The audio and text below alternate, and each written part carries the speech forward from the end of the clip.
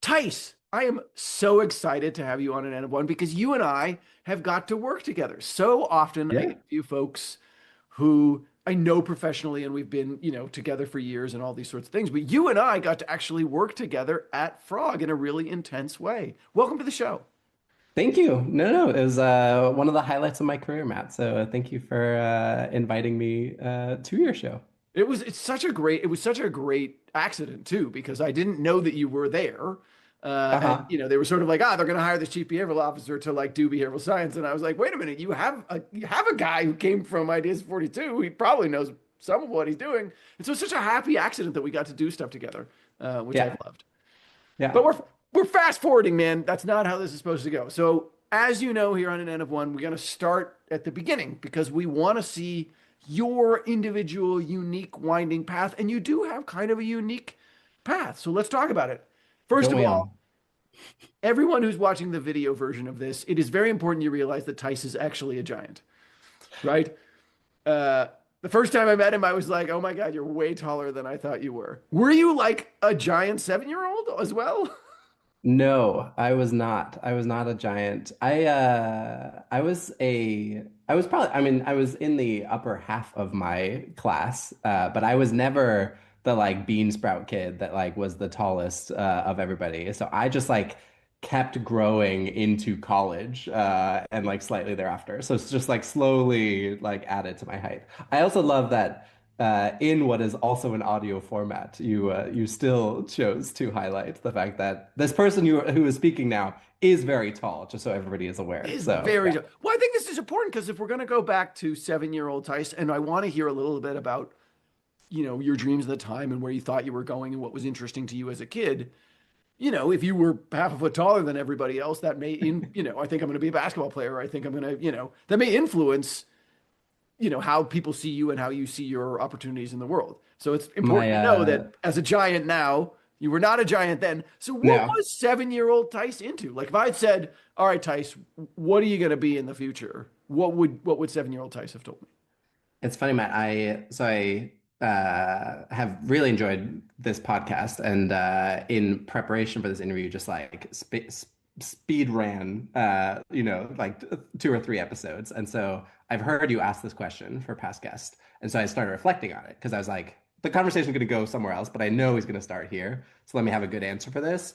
And so I was reflecting on it. And I was like, I don't think that as a 7-year-old, I had dreams of what I was going to be when I grow up. I just don't think that was something I thought about. And I was like really struggling. I was like, Matt is going to expect an answer to this question.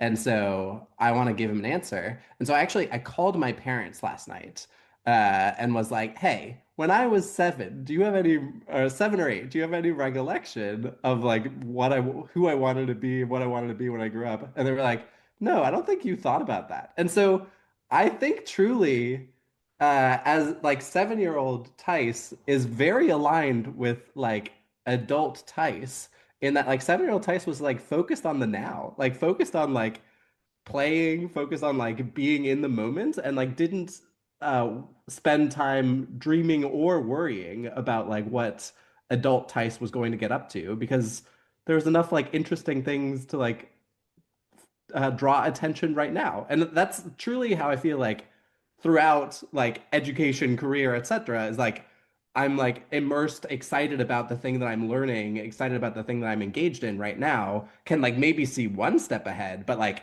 7 or 8-year-old did not have any concept of what it meant to be adult or what it meant to be like profession. And so I think I've always known that I didn't want to do what my parents did. And I wanted to like kind of chart my own path, but I didn't necessarily have like a crisp, clear dream or vision for what that future might hold. What So, yeah. what was 7-year-old Tice busy playing with? What was play for you? I played with Legos. I played with like different like construction sets. It's hard for me to say at like exact 7 or 8, but I have a memory maybe middle school of like this marble run that was like suspended on these like long wires, and like depending on how taut that wire was, you could like increase the slope or decrease and stuff like that. So like kind of nerdy physics kid, reading fantasy books and like immersed in that. I was like I would with like close friends, we could like play for hours with like Lego minifigs on like a carpet that was like just a city landscape, like the typical kids playroom carpet with like the roads on it and stuff like Yeah, of that. course. And we would just like make up like epic kind of role-playing-y games with like out rules, without like a D20, without any sort of like Dungeons and Dragons associated with it, but like kind of that like style of like imaginative play with like a little bit of like a rules kind of built up around it. So yeah, that was what I was doing a lot of, especially as like a young kid, I would say. I also loved like dancing and singing as a kid. That I like spent a lot of time dancing in my living room, to the point that when the first middle school dance came around, I was like an awkward middle schooler and like did not want to go to the dance at all. And my mom was like, "That's literally just like what you've done in like at home. Just like bring that energy to the dance." I was like, "Oh yeah, I guess I have done this before." And then yeah, went to it and absolutely loved it and had like a great time. So yeah. Oh, I have so many clarifying questions. On the dance piece, was that Yeah. performative? Like, hey, mom and dad, sit down and watch me do a performance, or it was just they're getting dinner ready and I have time on my own and I'm going to use that time dancing? I think the dancing was probably just like me dancing for fun, just like exploratory. But there is definitely like hours and hours of home videos of me doing some sort of version of a puppet show with stuffed animals and like telling long, complicated stories. Yeah. And like with applause breaks appropriately timed for parents to show appreciation, right? So yeah. I mean, this is the reason I bring this up is I know over time, you've done improv and stand up and other, other forms of performative things. And that is, an important component of being a professional behavioral scientist is the ability to do some storytelling and some presentational things. So I wondered if this was like an early sign of that. Did this stuff carry over into school? Like, were you a physics nerd at school? Were you a drama nerd at school? Or these were home Yeah. things?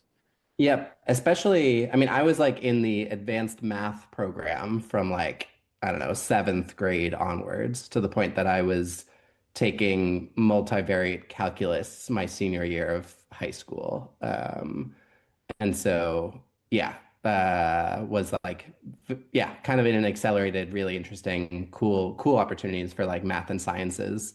And yeah, was like in school productions and like theater camp from like a young age. And then it like I was like all my extracurriculars once we got to high school was like all theater. Like I did there's 3 seasons every year, and I think I did like 9 seasons in my, of the possible 12, right? So yeah. It was definitely a big portion of what you were, of how you sort of viewed yourself. And when you were, at some point you have to start thinking a little bit about job because you have to start thinking a little bit about college. If we fast forward a Hmm. bit and we talk to sort of like high school Tice, Yep. where did you think this was going? I mean, on the one hand, you're doing a bunch of science and a bunch of math. On the other hand, you're doing this very performative thing, which don't necessarily combine into a clear and obvious career. Yep, totally. I think that's always been the case, that there's such a diverse range of interests that there's not like an obvious career path there. Yeah, I mean, I had uh, been told from a young age and enjoyed like the like hard chemistry, physics, maths classes. And so when it came to applying for college, I was primarily looking at programs where there was some sort of theater program, so I could continue pursuing that kind of on the side in my free time, but was not looking to like do a theater degree. And then I wanted to be doing like I was unsure like around junior year when that decision kind of became relevant. I was actually looking at like some engineering degrees, but I didn't know really any engineers in my close life. I have like an uncle that is an engineer, but yeah, just didn't really have a good vision of what engineering really meant. And there's so many different kinds of engineers. And so I knew what chemistry was, I knew what physics was. And so in the end, I chose to pursue like a dual honors major in chemistry and physics, which was like the degree program at McGill that I actually took my freshman year. Yeah, and then I showed up at McGill, and they had an expectation, given like number of AP credits and stuff like that, that I was going to finish in 3 years, and I was just going to be studying math, physics, and chemistry, and that was like all of the credits for 3 years straight. And so I did a semester of that, and was like, oh wow, this is not what I want whatsoever. Like, boy, have I chosen incorrectly. And was that visceral? Did someone else, did you have sort of mentors that were helping you figure that out? Or it was like viscerally, like, nope, hard reject. This is not. Yeah, I think it's a good question. I think I struggled my freshman year. And part of it was that I felt like I was being pigeonholed into something and I kind of wanted to explore something else. So it was visceral, but it was definitely also like there were people in my life that were like saying, hey, like, have you considered transferring? Like, that is an option to you. And I don't think without those individuals, I would have transferred or even considered that as a possibility. And so, yeah, I was a big believer of being able to like advocate for myself. And so I like went in and like had conversations with like the counselor who was supposed to like get to know me, but had 300 other students she was also supposed to like counsel. And so she, by the fourth time I was in there, was like, oh, I do recognize your face. And I was like, okay, okay, here we go. And it was just like I was asking for a track that didn't exist. Like, I had been accepted into this school. I was the school of like sciences. And so like this was the path that had been kind of decided for me. So in the end, I actually had my parents show up as like very not normal. Like I did not have helicopter parents by any means, but they like showed up and was like, hey, like, what are the options here? And even they had like a hard time getting through to her. And so we decided as like a collective, me with my parents' support, that I was just gonna take my like second semester freshman year and just do everything other than like chemistry and physics. So I took like environmental science classes, like I took psychology class, I took economics, like I really explored like a lot of different, so kind of went from hard sciences more and more over to like social sciences in that like first year of college, and then realized, okay, there's something in that like economic psychology sphere of things that like is speaking more to the kind of work that I want to be doing. And So since you yeah. said speaking more, I mean, again, a sort of a visceral, like, hey, this is closer to, Yeah, I think like maybe a more cognitive version of that. This was yep. it's sort of instinctive, like, no, no, this is like feeling much more I coherent. was in like really hard physics classes and was like not enjoying the problem sets, right? Like I had to just do the problem set to get it done. And then I was in really hard economics classes and I was like, oh, like this is interesting. And like I could like put my head towards it in a completely different way. So yeah, there was something like intuitive, visceral in the experience that like one felt right and one just like wasn't the right fit. And so that's sort of how you end up at Harvard and sort of over in the economics track is so you have this first semester, it's a bit of a disaster. It feels very pigeonholed, it feels very Yep. rigid. You go and try a smattering of everything else. Yep. And why, I know you took psych and some other things like what about econ sort of seemed to resonate there? Yeah, I don't know. So, econ, my intro to econ class, everybody, or I don't know, not everybody, but a lot of people take an intro to econ class and they're like, wait, that's not how people think about the world. That like there are all sorts of embedded assumptions and like there's just like things that aren't do not make sense to a vast majority of people who are introduced to econ to the first time. And for some reason I like didn't have that. And so I asked my parents, like, what's up here? Like why is this? And they're like, Thais, we've literally been talking economics to you around the dinner table since you were like 10. And so that was just like my dad was an economist at the World Bank. Like that was his entire career. And so my mom had like a business degree and like did a lot of like accounting early on and then environmental science later. And so yeah, so like economics was just like part of the mental model, like framework that was discussed around the dinner table. And so yeah, it just kind of like clicked intuitively for me that like there was something there that was interesting. And then I got my hands on Dan Ariely's book actually was kind of my first like um, introduction to kind of the quirks of human decision making, and was like, oh, like this was like a really interesting field that I like hadn't heard about, and so I started like reading more into it and exploring like yeah, and then I was lucky that. Harvard wanted to take a chance on me, accept me as a transfer student, and then Harvard is like a great place to start exploring the field of like behavioral economics as well. So Yeah, I don't know about lucky, right? Opportunity acted upon. You there, I mean, yes, you have to like submit an application to be considered, but like when you're talking at like 0.7% acceptance rate, there's a little bit of like a lottery ticket system for it, you know, like I yeah. hear that. I just want to reinforce that you are in fact awesome, which I know firsthand. And then you got to do some uh, you know, when you got to Harvard, you got involved in research, right? I know you worked with Master Banaji and some other folks, Yep. um, which is interesting, right? Since we ended up on opposite sides of that one, right? My earliest study was all about how the IAT was nonsense. Uh, it's like my Yeah. first paper was on the IAT. Like what was coming? So you come into a very different environment, which Harvard is. Talk to me about like that process of sort of grappling with, hey, now I'm here and I'm doing these things and I'm getting involved in research and this is clicking more. What did that feel like? Um, yeah, I think like a lot of people show up at Harvard and are like the have been the all-stars of their high school, and so have a little bit of an identity crisis when they come to Harvard when they're surrounded by all-stars. Like suddenly you're like the small fish in the big pond.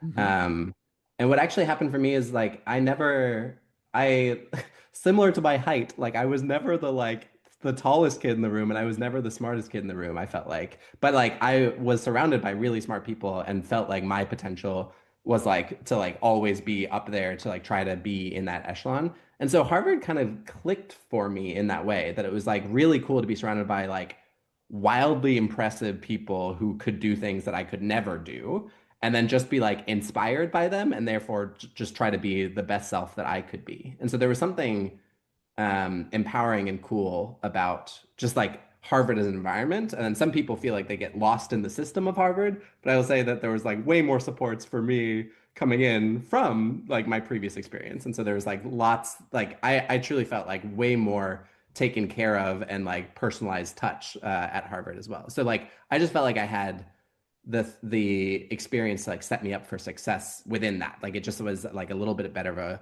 culture fit. And then I, yeah, was got involved with like the improv scene at Harvard, got involved in the theater scene at Harvard, was like kind of starting to thrive socially as well. And then like the economics piece clicked in as well. And then I got to take some like cool psych classes.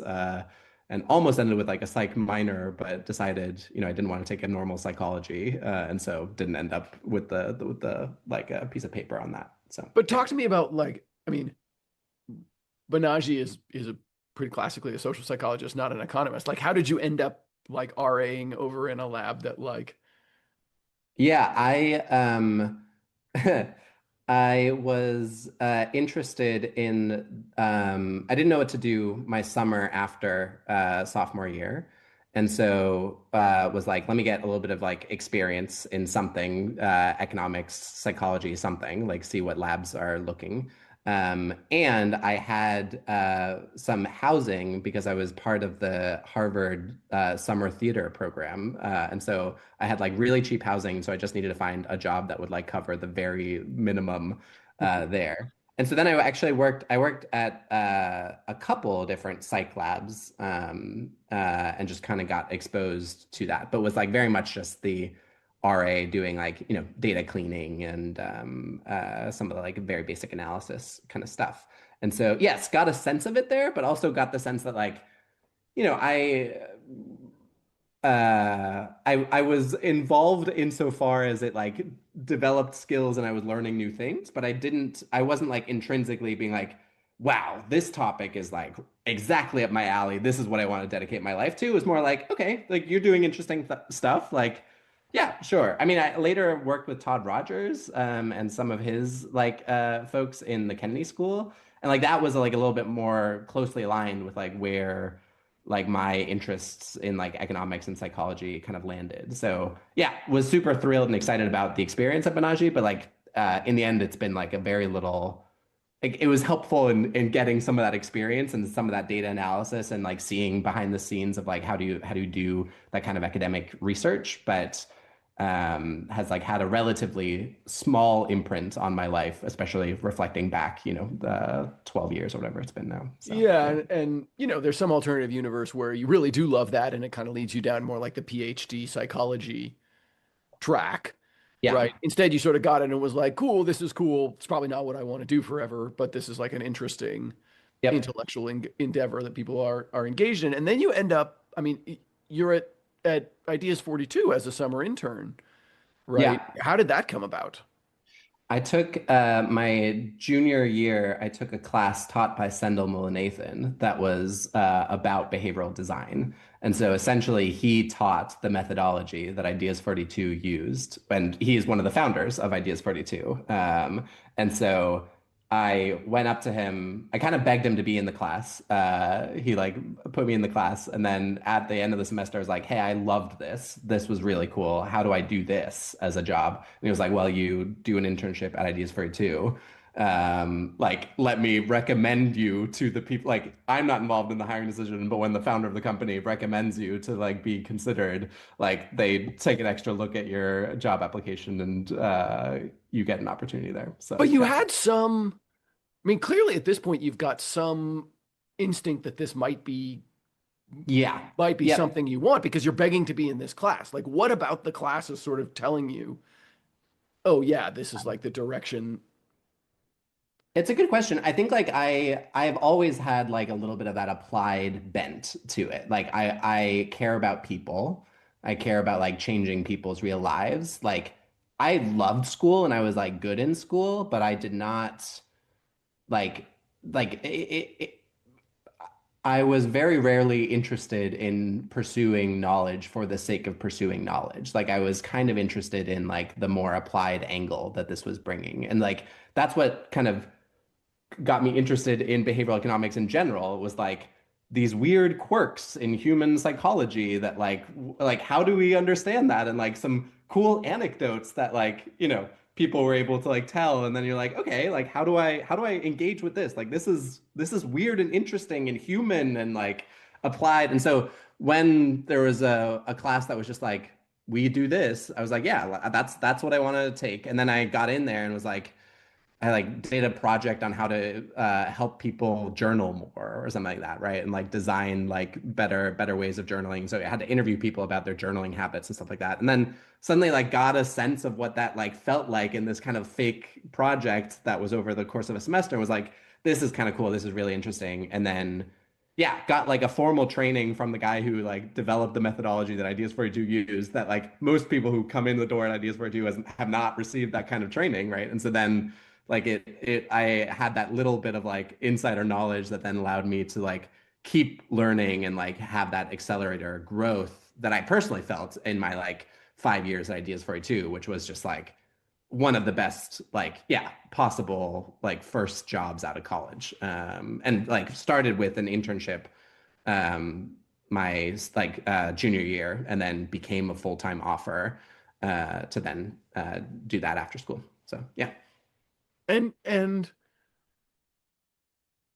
I mean, I think you're 100% right. Ideas 42 has been a great breeding ground for people who go on to do really great behavioral science things. It's a fantastic crash course in the applied work that we do. There is sort of two tracks there, right? One, there's sort of lifers who end up there for a really, really long time. And then there's folks who sort of, get some, spend 3 to 5 years, get that initial training, then go on to something else. You took a really interesting path after Ideas 42. What experiences were you having at Ideas 42 that were telling you, hey, I might want to go off and get some more education? I knew for some reason, even though I knew I didn't want a PhD, I also knew I probably wanted a master's as soon as I left undergrad. So I kind of had it in my back of my head.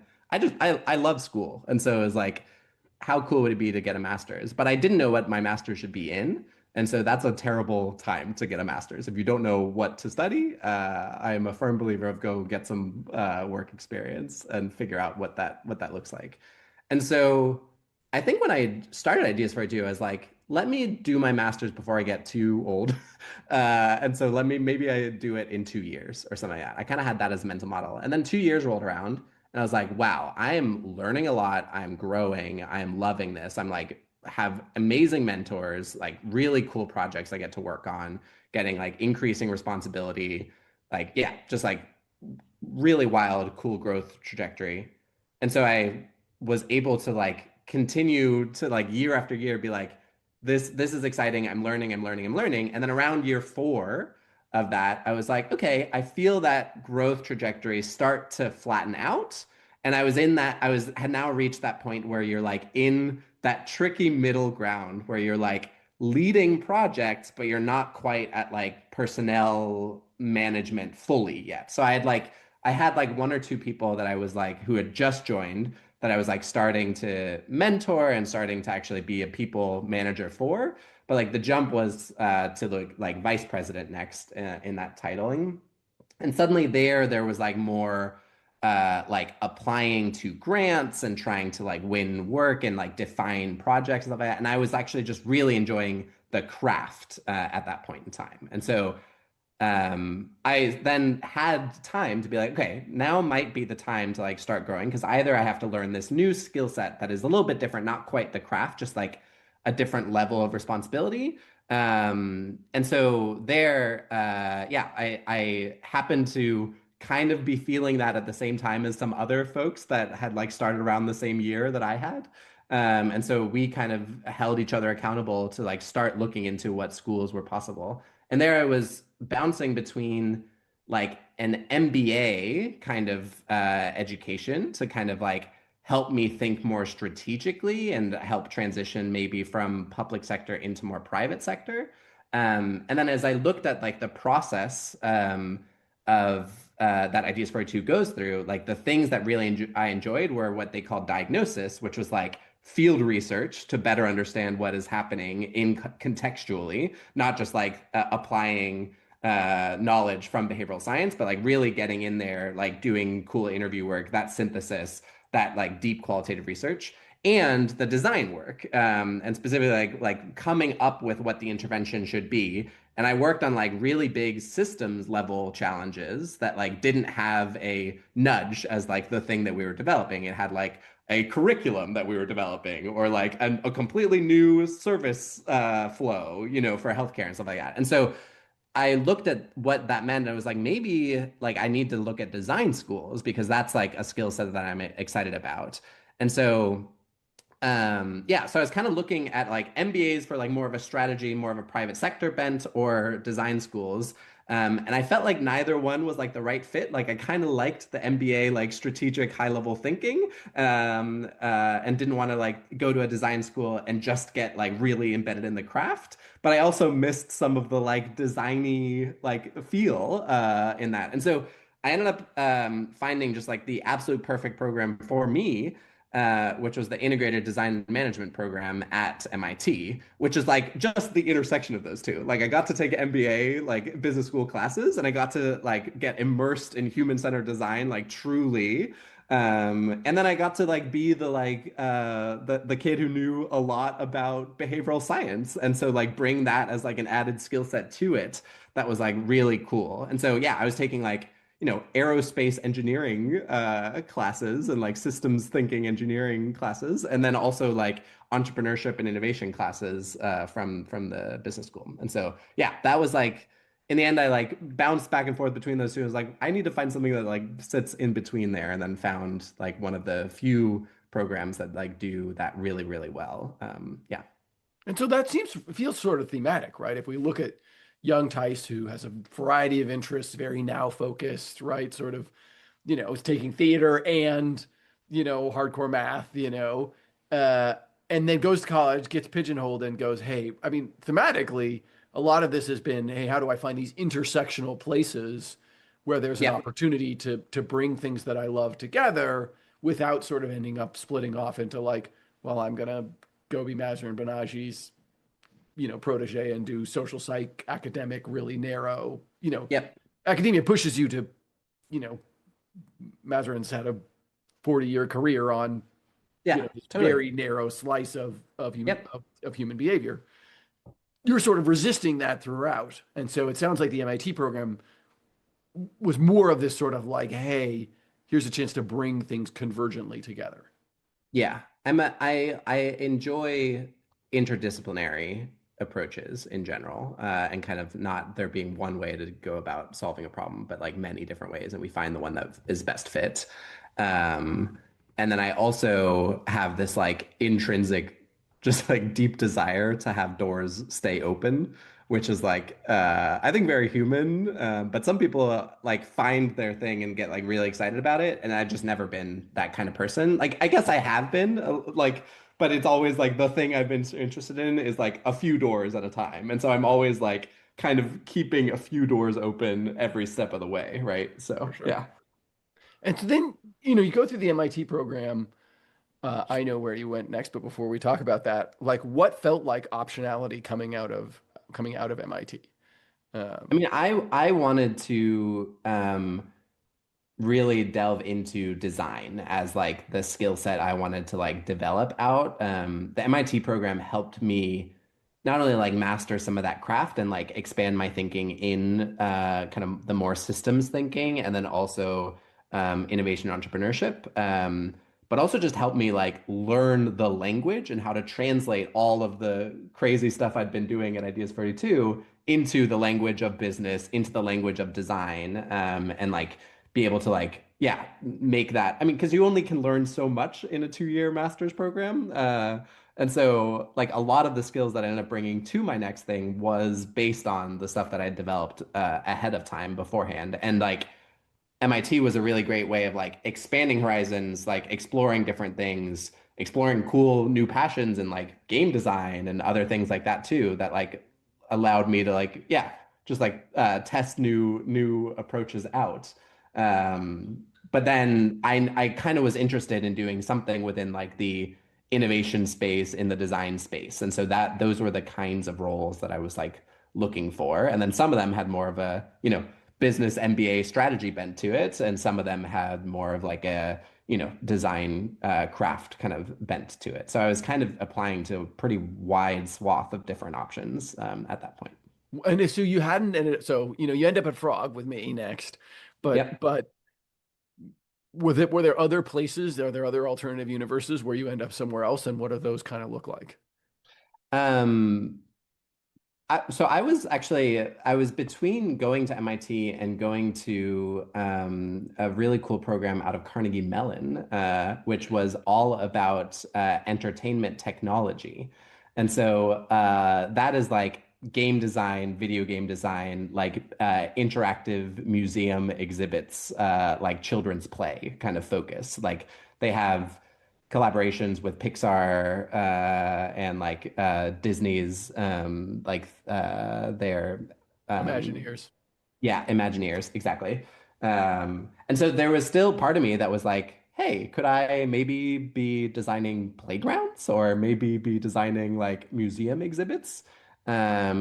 Turns out like I learned quickly that I did not have the mechanical engineering training that would require that. So suddenly I was sitting in my master's program having discovered design was a thing and been like, oh, like a lot of the designers that I admire, they took an engineering path. And so like had I known that way back in like junior year of high school, maybe I would have like gone into engineering. Now, would that have been the right fit for me at the time? Who knows? But like there's like some interesting like full circle coming back around to be like, oh, like I'm interested in applied design, which actually when you put those words together close enough, it gets pretty close to like engineering when you get into like the product space. And so yeah, so that was some of the things I was like exploring, but like truly like public sector, private sector, just like interesting problems that I could work on. That's what I was applying for. Things that allowed me to like do cool qualitative research, things that allowed me to yeah, use some behavioral science, but like truly behavioral science was like the little bit of extra experience I had, but I was trying to brand myself as a designer at this point to like try to get that varied experience in. And how was coming to Frog, right? So you started before me, I think, I don't know if I or did. I maybe just think right so. after. I think I started right after, and what happened, I know I started right after, and the reason is that I was on this like long-term collaboration with Philips, and so I kind of was hired as a design researcher, and in my onboarding process, there was kind of a mention that there had been a strategic investment in behavioral science, and that was like an area they were exploring and building out, and I was like, oh, interesting, who is in charge of this? And so that's when somebody mentioned like your name, and that's when I reached out and was like, hey, by the way, I sit like in this other part, like behavioral science is nowhere near what I've been hired to do, but I do have this experience in exactly the thing that you are developing out. Like we should chat. And so you being your magnanimous self, I think like brought me more and more into some of that world of like building out the behavioral science capabilities across Frog as well. And so that was like great fun. And then like the project with Philips ended, and so I kind of transitioned from the Philips like close embedded within the Philips team as a design researcher kind of role back into like the Frog organization more formally. And around that time, really, we like ramped up a lot of the like work that we were collaborating on together. So. Yeah, and it feels like, in many ways the work that we got to do at Frog is very close to the stuff that you really do enjoy, that larger systems level teaching sort of like how do you do this kind of stuff. Is there a part of you that, you know, when you were at Ideas 42, there's much more project-based stuff. Do you miss some of that project-based stuff? Where it's a little more, you know, Yeah, but I think like a lot of the project-based stuff I've done has been like big systems thing that is like unclear where we're going, right? Like those are the problems that I'm like excited about, are the ones that like we need to spend some time to understand what the problem is and where the solution space even exists. Like those unknown kind of problems, I'm much more interested in like the discovery process than this like scale up, we have a solution, let's go, let's build it. Um, and so even the projects I was on at Ideas 42 and even at like Philips, what I was like doing and at, like helping them discover is how to like revitalize a sleep apnea business into a more service design mindset. So like how do they go from being a like really talented product company that is really good at designing the sleep apnea mask, do some like journey mapping of their customers across all the different touch points in the medical ecosystem and understand where are the key intervention moments that you could like have an impact on their experience and their health over the course of that journey, right? And so, yeah, like I've always gravitated towards some of those like big questions, like how do we reduce gun violence in New York City? How do we increase uptake of family planning in Senegal? Like, how do we improve the experience of being a sleep apnea patient? Like, those are some of the like big things. And then we got to collaborate on kind of the meta, both of like, how do you like level up a global design agency to be thinking and integrating behavioral science? But also a lot of the projects that we got to work on are these like really complicated, like health experience projects where it's like somebody wants to develop a new product, they need our help to even understand where are the user needs, where is the untapped market, what are the competitors doing, and what do we need to do to better service like the exact needs that the customer has. Like those are always the kinds of questions that like I was excited to be working on. And it was fun to do it like with a design forward mindset with behavioral science as like the like supporting rigor behind it. Whereas like at Ideas 42 is like behavioral science first, and then oh, by the way, we're also need to do some human-centered design to like back up and support that. So like take a quick IDOU course over here in human-centered design thinking, so that you have some of that, like quickly level up what it means to be an anthropologist, and like just like suddenly you're in Senegal having to interview tons of women about their family planning choices through a translator because they don't speak English. And so yeah, like there's always this like learning and trying to tackle these like big systematic challenges that like I find intrinsically really exciting and interesting to solve on. And like there are only so many opportunities in life to like really be like working on that diverse kind of problems and like kind of such open-ended exploratory kind of work. And so some of what I've been like working on and more focused on, particularly like Frog onwards, is also like how to go from those like big open exploratory to like concrete, let's implement something, let's like do something, let's test it, let's like actually make an impact and make sure that we're not just sitting in this like think tanky space. And like that's what I was proud of doing at Ideas 42 as well, was like, yes, we spent some time understanding the problem, but in the end, we like implemented a pilot. We like tested it. You know, there it was like randomized control trials to like really make sure it was like hitting the right level of rigor in the kind of evidence we were producing. And with you at Frog, it was like, you know, the randomized control trial might not be the right solution, but like let's do some randomization. Let's do some like figuring out how to get the right level of evidence to then actually show that something has the impact to then invest in it and to scale. And so I get excited going from large problem space to then like here's a solution space. Let's explore that. Let's take it to a point to a concept that we can then test. Is it the right concept to move forward with?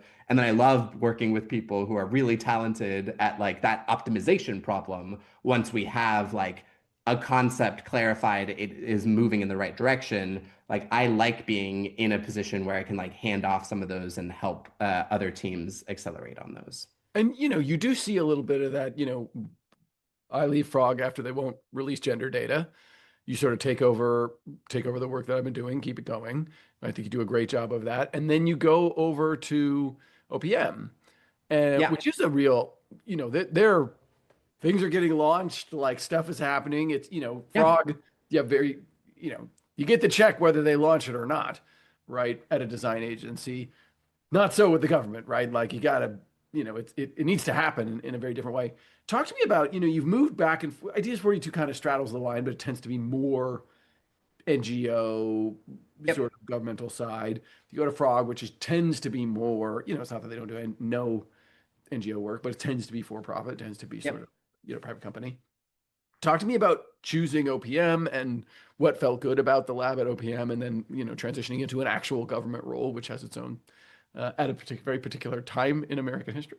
Talk to me a little bit about that transition. Um, yeah, the lab was such a wonderful home for me. It was like a really exciting, good fit.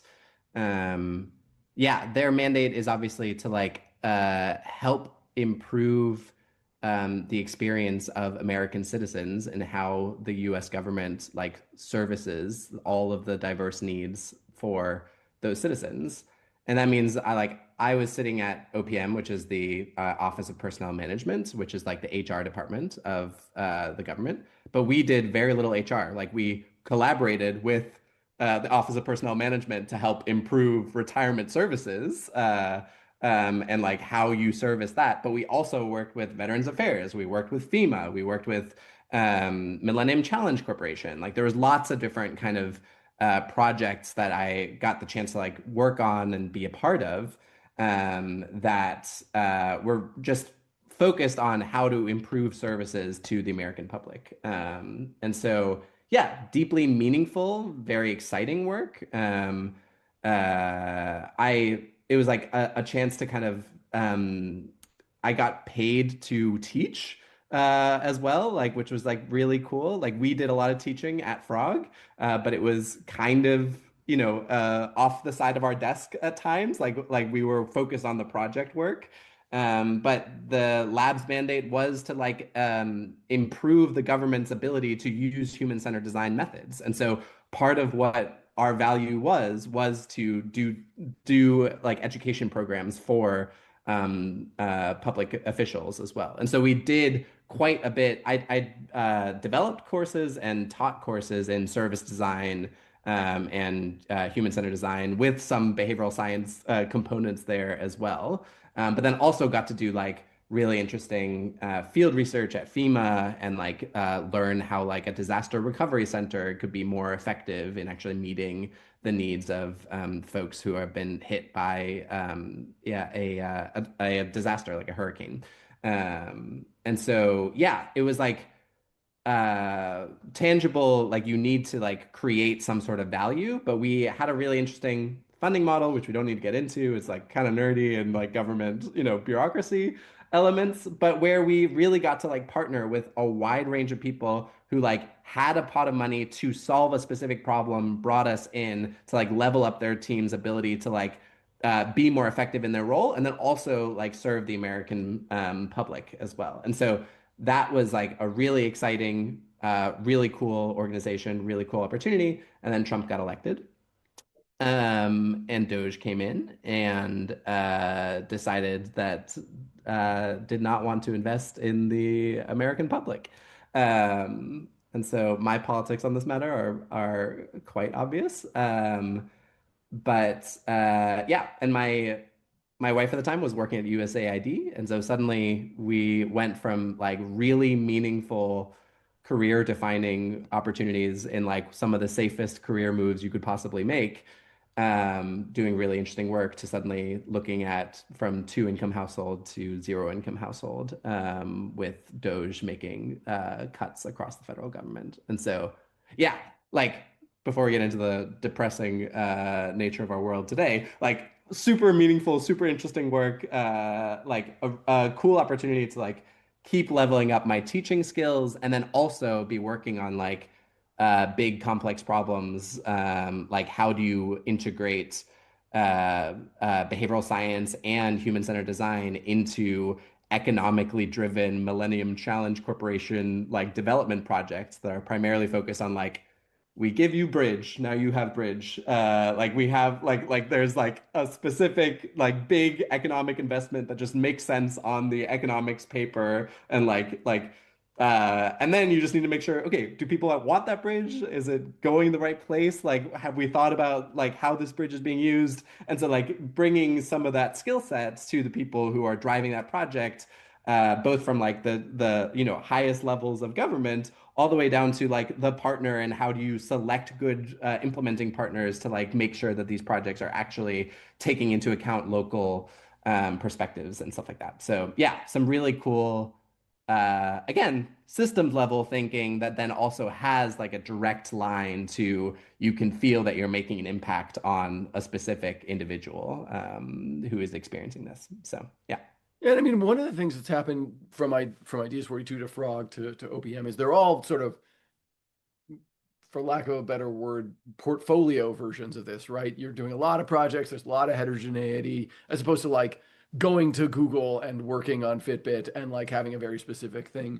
What do you think, like in your personality, makes that more attractive to you and has sort of maybe resisted a little more of the like, there's a thing and I work on that thing and I make the next version of that thing and talk to me a little more about that. I enjoy the excitement of like learning a completely new problem area Mhm. and not having to be the smartest person in the room, but like accelerate the knowledge of other people, like bring that knowledge to the forefront and understand it from a slightly new perspective, slightly new angle on it, and like unlock something for them and help them kind of like progress past that barrier, that block that's been experienced. So there's something really exciting about that. I mean, we've had many conversations where I feel like, over 10 years of consulting experience later, there's a part of me that is like, is my whole career going to be in consulting? Because I'm good at it now. Like I can do that well. Um, but I also miss some of the like kind of uh, deep, meaningful, like you yes, explore that opportunity space. You define some solutions, but you're also like pushing and moving those into like more specific solutions and seeing the like direct impact of the recommendations that you're coming with. And so I don't know if it's a getting older and more mature kind of thing and like wanting to like go from exploring a diversity of really interesting things to like more focus wanting to like pursue and see things through to the end. Um but I'm drawn to both sides of that. And so like I think there's something in me that is excited to have a little bit of a portfolio no matter what. Like the in-house roles that I look at are also like portfolio kind of roles, right? Where you get to be working across the organization on lots of different types of problems. But it would be nice to be just like that one step closer to the people who are implementing and bringing it forward so you can be there as an advisor until the end as well, and like continue that iterative improvement of the solution as it's being implemented. Like, yeah, I've seen firsthand the opportunity that that had to like refine and improve the product at Frog, at Ideas 42, like when we're actually implementing something and we need to be like live making adjustments to the thing that's being implemented and learn from that. Like there's like real value in that. And the truth of the matter is that most consulting engagements end at the concept, right? Like they just kind of end at they need to get past that block, and you can talk to them about the value and interest of like implementing it, testing it, pilot running it, and some folks are like into it, and you get to do it, and you get to try something out, and that those are like always the ones that are most exciting and interesting to me. But yeah, sometimes you kind of get a thanks for the idea. What a beautiful PowerPoint you've made. We'll take it from here, you know. Yes, it is certainly selling in the pilot phase of anything is always the hardest bit, right? People love the sort of strategy, insights, design part of side, but you get the experimentation and they're like, but we're right because we Yeah, were so totally. rigorous up to, this is sort of the double-edged sword of rigor, right? Is that rigor can convince you that you are right because how could I be wrong? I have such a good, sort of articulation of the problem, and I have such a good understanding why people do and don't do it today, and I have such a bunch of good ideas that are tied to my causal understanding of why people don't do it. Like, how could I not arrive at the right answer? And I sort of get it because in a mathy sort of way, you're like, well, I've proved thing A and B and C, so like D should just naturally follow. But of Yeah. course, the complexity of the world means that it doesn't, right? And it doesn't Yep. some significant portion of the time, and we do need to revise, but it can be hard to get. So you The could same way see that like the yourself. insights in a lab don't always scale to the real world. Like the idea in a presentation doesn't always scale to the real world, right? Like yeah, there are blind edges in every idea, and no matter how charismatic and phenomenal at improv the presenter is for this thing, like there's going to be edge cases, and you need to be investing in that like yeah, iterative scale up and like testing of it. And so yeah, that's a part of my skill set that like I get to use, but like I definitely don't get to use as often as I would like to. And so yeah, I think some of what I like look for in those kinds of roles are those opportunities to like run more of that like experimental evidence as well. And so I know you've moved to Europe, which we should talk about a little bit. Sort of difference between behavioral science and the European and the American context. Um, but you could see yourself at an in-house role, maybe doing more of that experimentation. Yeah, I mean, Bring- in the process of finding my next gig, I did quite a bit of exploration of like large companies and trying to understand like what the right role and fit might be, and made some like really cool inroads in some of those places, and had some like really interesting conversations. And then as a father of two, like the economic reality is like you take the role that is there that is like aligned with where you're at. And so I did that, and that is a consulting role right now. And so I am doing more of that, building up this consulting skill set, and excited about the like really cool client projects I get to be working on like again, kind of big challenges where there's not a clear answer. But yes, like I think it's a career-long exploration and interest area of like how do you get to like work on all the different things. I mean, so much of what I've looked for in a career is like growth, right? It's like I say ideas for you too until I feel like that curve is like leveling out. Like coming to Frog, I like accelerate growth both in kind of like a more formal design research role, which I hadn't worked in before, and then in like a scaling up behavioral science, got to like go into like learning and developing my sales skills and like pitching clients and understanding like what that looks like. And so tons of growth there. Had like a team underneath me that I was like responsible for on the design research side as well, and like their personal development, lots of really exciting elements there. Yeah, then like pursued more growth opportunities in the lab and like understanding, okay, how does it really feel like to be in a government context, like completely different, like new constraints here. How do we operate? How does that work? What are the skills that like are most relevant in this kind of really complex systems kind of space? And how do we take that like step back to understand is not just about understanding one user's needs, but like the whole system's needs and all the different actors in that. So like every step of this career, like I get excited about and finding that like next thing to develop on and next thing to like continue leveling up. And so our collaboration together like just gave like a different flavor of behavioral science than the one at Ideas 42. And so like the next step that I went into has been like a beautiful blending of those again. And so you're very charismatic, Matt. And so like in your presence, it's very easy to think like your way of behavioral science is the way to do behavioral science. You're very good at convincing people of that. And I think there's a lot of like value to that approach. And There's like lots of I can approaches. see like all of the new, other ways that you pull in different frameworks, and I've always been kind of agnostic to what approach works. It's like let's take the ones that actually get us to some interesting insights that help us move through those problem areas. So anyways, I'm rambling now, but yes, I think like there's lots of like But, angles. but I Behavioral think science is not one role, right? it's an Behavioral important science is piece. a team. And so there's lots of different flavors of where you focus on that. And I've had a lovely experience so far, like trying and sampling a lot of those different elements that like are required to lead impactful behavioral science projects and service design projects and kind of like new product innovation projects. And so, yeah, you can't pin me down to pick one door to like choose. Like I'm gonna be always that guy who like kind of likes to have a little bit of that optionality. No, but I mean, I think you use the word lead, and I do think, part of the growth of behavioral scientists is moving through all of those roles so they eventually can move to that more executive role that rides over the top of which you're very ready for and, have had a bunch of great experiences that put you in a place to be able to sort of, lead behavioral science Yeah, teams and disciplines because you have played those individual roles along the way, right? And, be part of leadership is there's lots of ways to do it.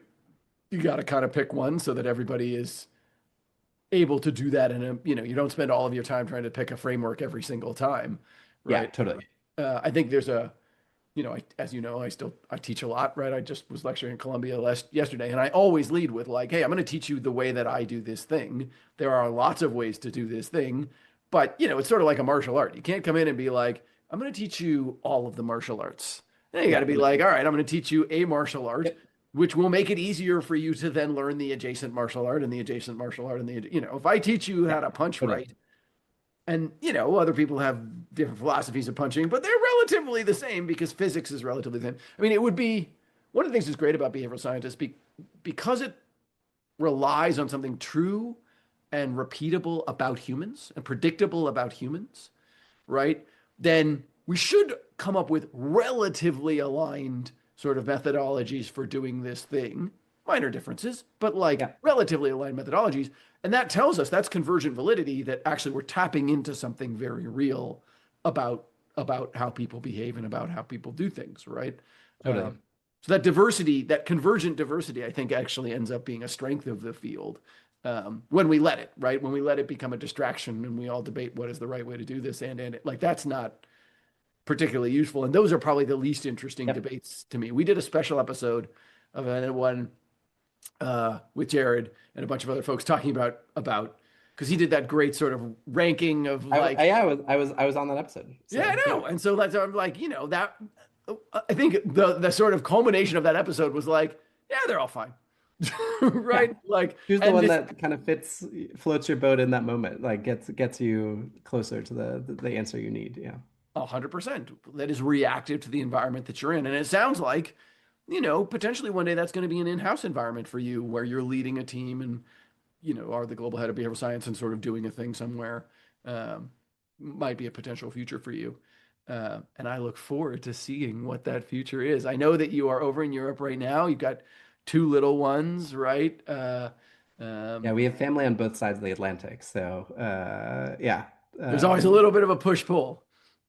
Yep, it's figuring out where it is. It's been absolutely lovely experience moving to Denmark with our two daughters and experiencing this side of the Atlantic. And even though I'm a dual citizen, Danish American, but have only lived in the United States besides the 1 year I spent in Canada. And so it's actually been really nice, kind of like reintegrating into like a place that I have familial connections and call home as well, but like really truly feeling yeah, home here as well. So that's been really nice. And yeah, my wife and I are the kind of people that we take it one step at a time, right? And see where the next opportunity leads us. So yeah, That's awesome. Well, I look forward, as always, to seeing what you do next. Because to your point, I know it'll be growth oriented, right? I know everything with totally. 100% confidence. I know that the next thing that you will take on will be about growing who you are as a person and growing your ability to bring impact into the world. And I love that. And I love working with you. And Thanks so so much. much of what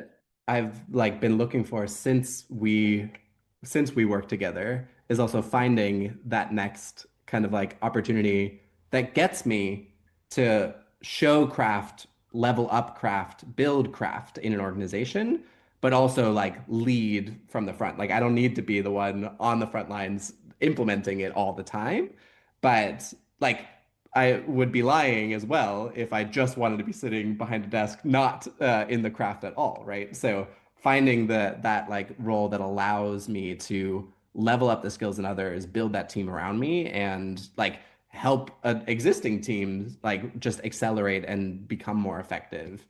Yeah, is like a super exciting opportunity. So yeah, Yeah, there's always that tension between, you know, every leader also wants to kind of be doing the work. It's why we, fell in love with this as totally. but Yeah, it yeah. can be really hard to learn to take that step back and do some of the drudgery you have to do being behind the desk. But it's a tale as old as cop shows, right?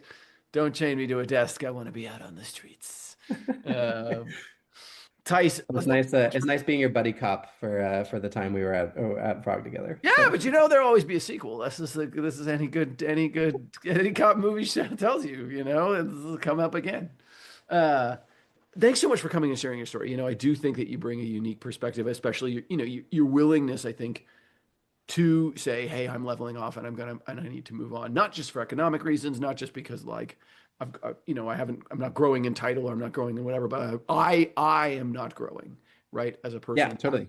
That as a sign, which I think, for a lot of people can be very uncomfortable. So I think when you model that, I mean, I think that gives people some permission to guide their career that way. And I think it's really lovely that you could stand up and be honest about the fact that, like, hey, sometimes it's just about like, I'm not growing and I need to do that in order to be motivated and in order to continue. And getting to be at places that like value the growth of individuals, right? And like want people to grow has been like so life-changing for me personally. And that like is something I bring to every role from here on. Like whether it's formally teaching or mentorship or whatever it is, it's like getting to build the environment where people can grow and figure out what that growth is. And then, yeah, like eventually, if you're not able to support the kind of growth that that person needs, then maybe it's time to move on. But like so much of the cool work is also figuring out how to build those growth pathways internally in organizations. And that's some of the work that I've been like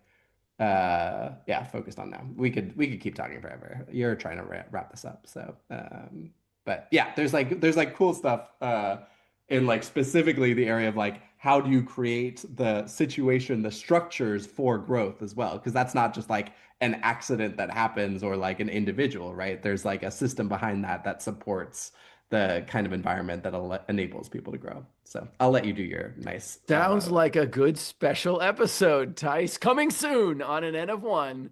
How do you help behavioral scientists grow inside an organization? My guest today has been Tice. Thank you so much for coming. We'll talk again very soon. thanks, Matt.